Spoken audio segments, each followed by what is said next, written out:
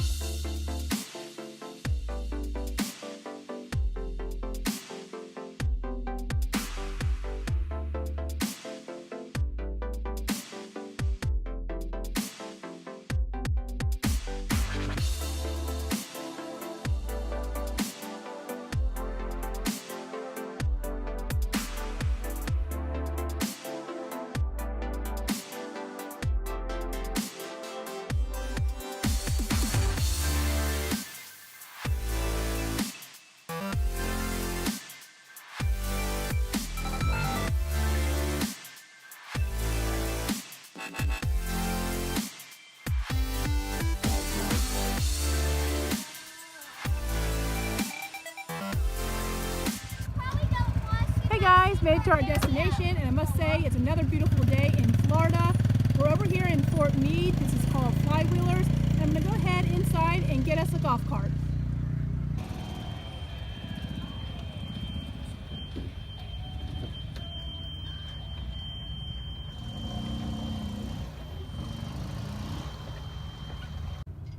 Hey guys, got the golf cart. Now we're ready to head inside and see what kind of treasures we can find.